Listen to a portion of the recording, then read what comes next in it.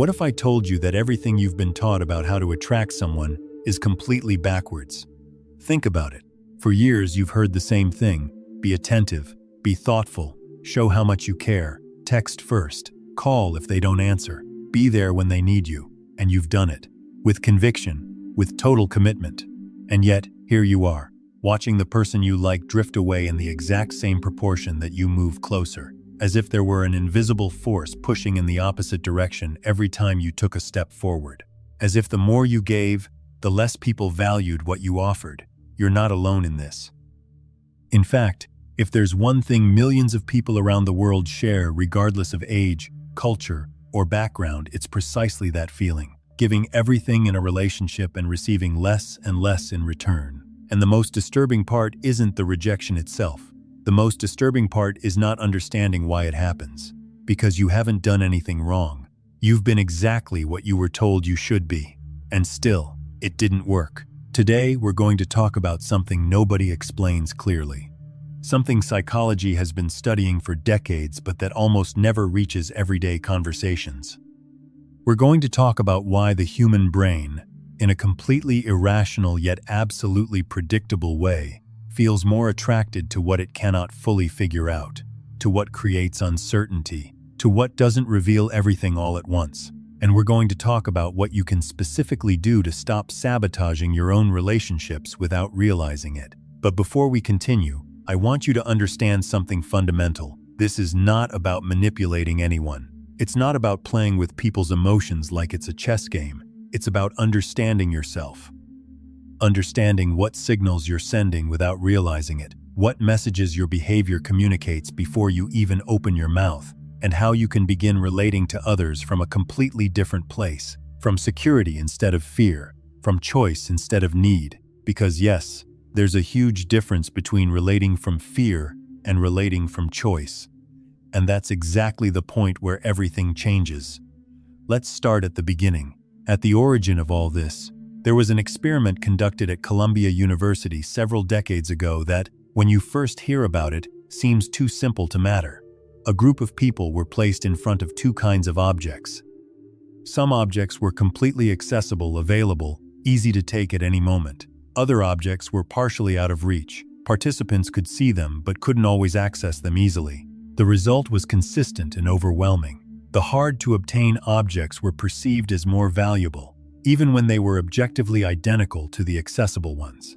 This is not some psychological oddity. It's one of the oldest mechanisms in the human brain. It's called the principle of scarcity, and it doesn't just apply to material objects. It applies, with almost unsettling precision, to human relationships. When someone feels they can have you at any moment, that you'll always be available, that you'll answer within seconds, that you'll cancel your plans if they call, that person's brain does something automatic. It classifies you as safe. And safety, as cruel as it may sound, rarely activates desire. Desire needs tension. It needs a small space of uncertainty. It needs to wonder, will this still be here tomorrow? But pay attention, because here comes the part most people misunderstand. This is not about pretending not to care. It's not about strategically ignoring messages or acting cold to create anxiety. That's not strategy, that's cruelty, disguised as tactics. What psychology actually describes is something much deeper and much more honest. It's about having a life so full, so personal, so genuinely yours, that your attention is naturally limited. Not because you pretend it is, but because it truly is. And that difference, though it seems small, changes everything. Let me tell you something. There are two types of people who arrive at a first date. The first arrives with one thing on their mind, hoping to be liked. Hoping the other person finds them interesting, attractive, funny. Hoping that by the end of the night the other person wants to see them again. All their energy is directed outward, toward the other person's approval. The second person arrives with a completely different question in mind. Am I going to like this person? Will they meet my standards? Will I want to see them again? The first is operating from external evaluation. The second is operating from internal evaluation. And even though they appear to be doing the same thing, they're sending radically different signals. The first communicates a need for validation. The second communicates personal standards. And personal standards, though rarely mentioned explicitly, are one of the most attractive traits that exist, because having standards says, I have a life, I have values. Not everyone passes the filter, and that instinctively creates something in the other person that is difficult to explain but impossible to ignore, the desire to pass that filter. Now then, where does all this dynamic come from? Why does the human brain work this way? Why aren't we simply attracted to whoever is nicest or most available? To understand that, we need to talk about dopamine, but not in the way people usually talk about it, because dopamine is not, as it's often described, the molecule of pleasure. Dopamine is, much more accurately, the molecule of anticipation. The difference is crucial. When you know with certainty that something will happen, when the outcome is guaranteed, the dopamine release is minimal. The brain doesn't need to motivate you towards something you already have secured. But when there's uncertainty, when the outcome could be yes or could be no, when you don't know exactly what's going to happen, the dopaminergic system activates in a completely different way, more intensely, more persistently, more addictively. Wolfram Schultz's studies on dopamine neurons in primates demonstrated this so clearly that they stunned the scientific community for years. When a monkey received a reward predictably, dopamine neurons responded exactly at the moment the reward was delivered. But when the reward became unpredictable, sometimes arriving, sometimes not, the neurons fired much earlier, at the moment of anticipating that the reward might arrive. And the intensity of that response was considerably stronger. Translated into the language of human relationships, this means something that may feel uncomfortable to hear. The person who always replies immediately, who is always available, who never creates any uncertainty, activates the other person's reward system less than the person who occasionally takes time to reply, not because they're playing games, but because they have things to do, because their attention is not permanently tied to a screen waiting for a message, because their life does not revolve around that interaction. This is what psychology calls intermittent reinforcement, and it's one of the most powerful mechanisms for creating attachment. Not healthy attachment, mind you, but the kind that makes you check your phone 40 times hoping for something that never comes. The problem is that when we apply this artificially, when we calculate it coldly, we create something toxic. But when it happens naturally because someone genuinely has a life of their own, it becomes completely irresistible. And here we arrive at the core of everything I want to tell you today. The difference between someone who creates attraction authentically and someone who tries to manipulate isn't in the external behavior. Sometimes the behavior looks identical. The difference lies in the source, in the why, in whether that person is truly that way or merely pretending to be. And the human brain, even if it can't consciously explain it, detects that difference with astonishing precision. There's something in posture, tone of voice, response timing, micro-expressions, and the consistency between what is said and what is done that communicates far more than any strategy can hide. That's why what I'm going to share with you for the rest of this video is not a series of tricks. It's an invitation to build something real, something that doesn't need disguise because it already is, in itself, exactly what it needs to be. Let's begin with the most common mistake, the one almost everyone makes when they feel attracted to someone. It's called signal overload, and it works like this. When you like someone, your brain enters a heightened state of alert. You want to make sure that person knows you exist, knows you care, knows you're there. And so you start sending signals, lots of signals, too many signals, frequent messages, comments on their posts, asking how they are, suggesting plans, compliments, thoughtful gestures.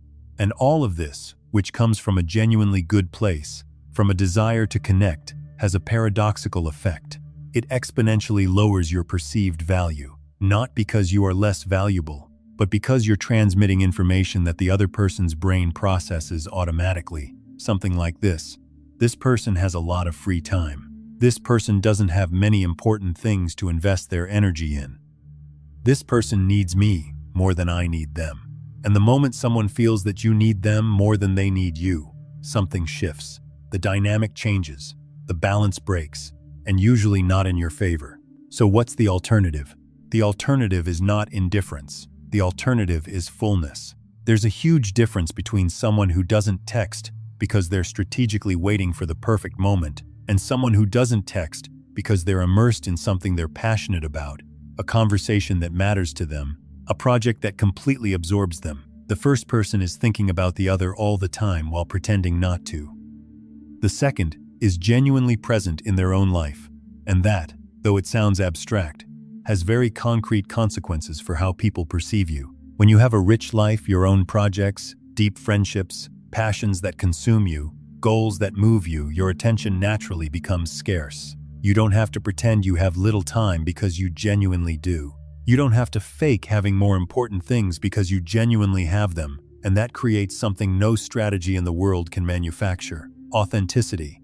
And authenticity, combined with the real scarcity of attention, is something the human brain perceives as extraordinarily attractive.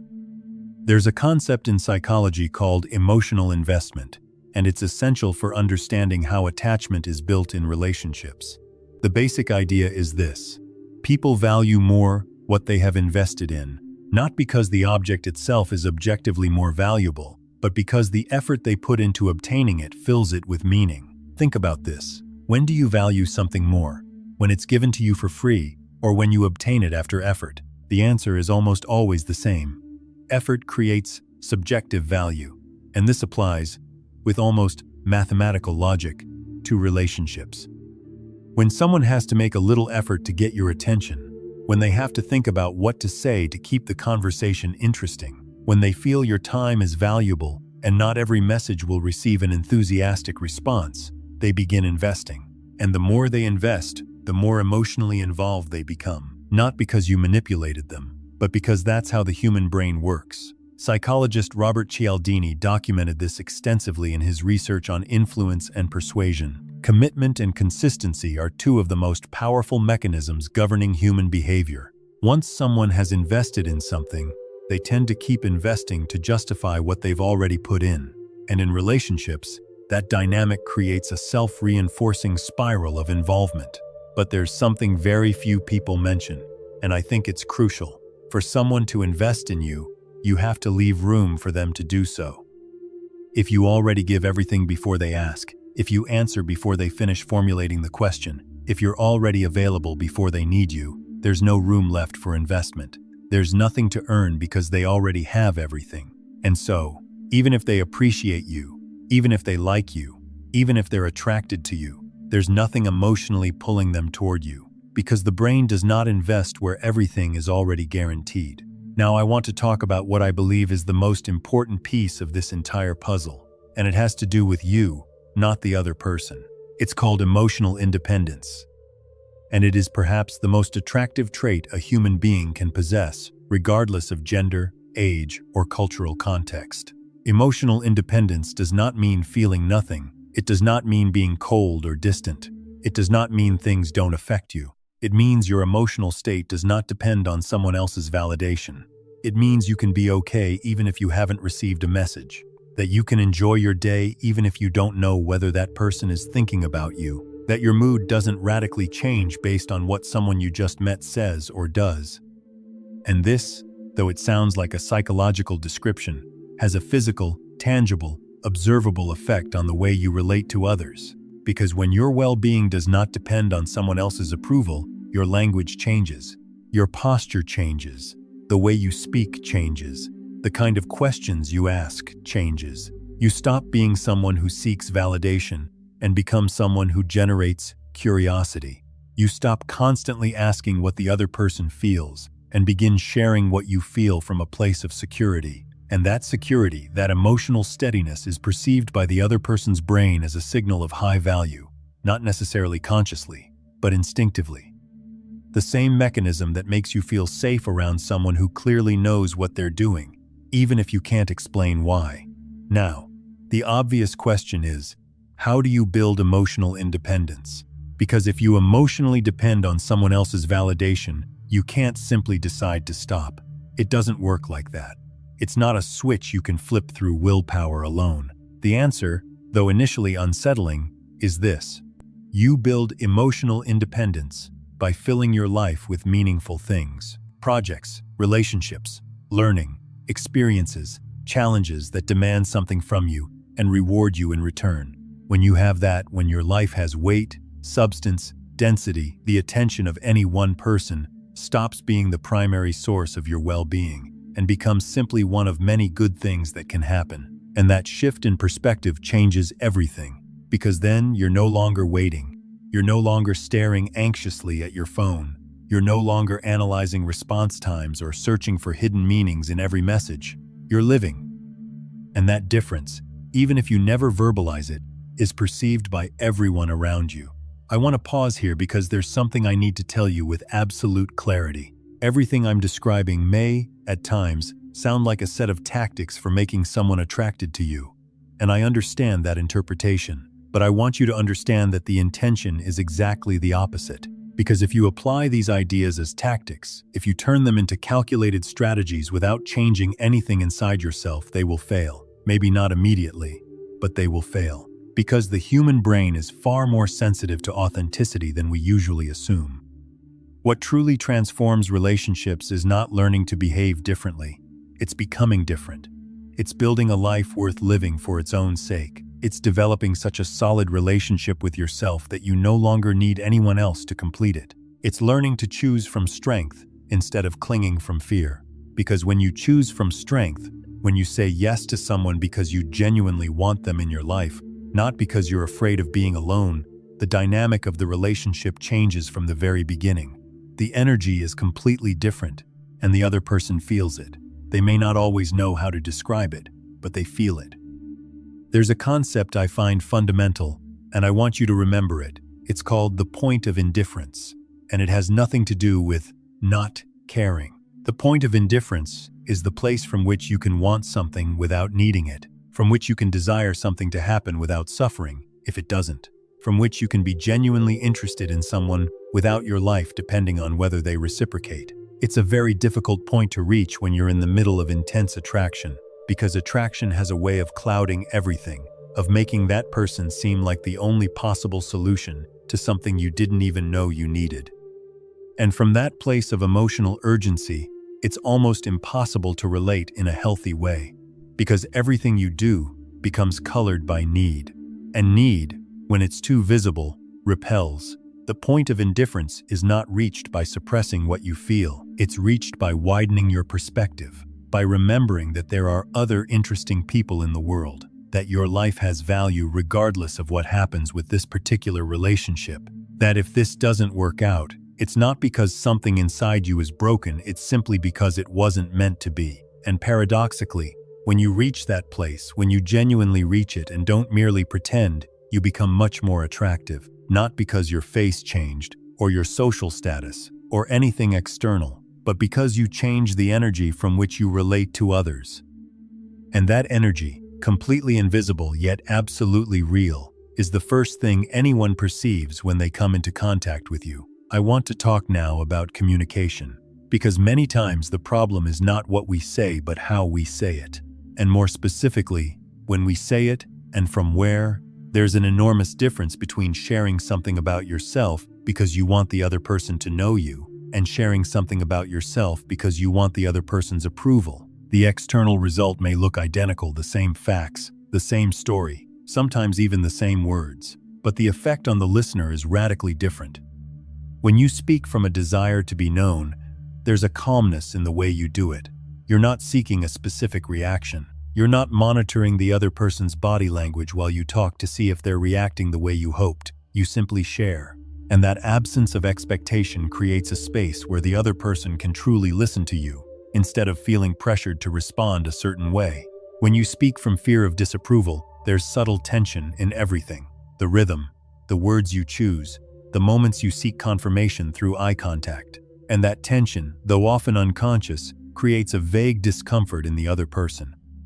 Something they can't quite name but that makes them want to create distance. The most attractive communication is communication that expects nothing in return. The kind that says what it needs to say and then leaves space. The kind that asks questions because it genuinely wants to know, not because it wants to appear interesting by asking them. The kind that shares vulnerability from strength not to generate pity, but because it feels safe enough to be seen as it truly is. This brings us to another point I want to explore carefully: vulnerability. There's a widespread and rather damaging idea that showing vulnerability is a sign of weakness. That to be attractive you must appear invulnerable, certain about everything, flawless, and that is simply false. Authentic vulnerability, the kind that comes from strength and not fear, is extraordinarily attractive because it creates connection, because it says, I don't need to pretend to be perfect with you. I feel safe enough to be real. The problem is that there are two kinds of vulnerability, and though they look similar, they are completely different. The first is vulnerability from strength. I share something difficult about myself because I trust myself, and I trust the conversation, but I do not need your reaction to be specifically one thing or another in order to be okay. The second is vulnerability from desperation. I emotionally collapse in front of you because I need you to hold me up, validate me, give me something I cannot give myself. The first builds intimacy. The second creates pressure. And the sad reality is that the second tends to appear precisely when you're acting from emotional need.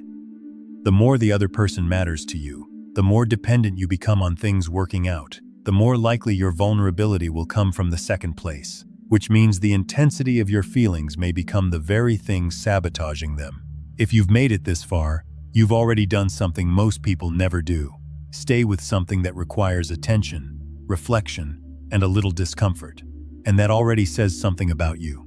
It says you are willing to look at things directly, to ask difficult questions, to refuse easy answers. That alone is already a beginning. If you made it this far, comment, I made it, and I'll personally reply to you myself. And if this resonated with you, subscribe to be part of the community and leave a like if you enjoyed it.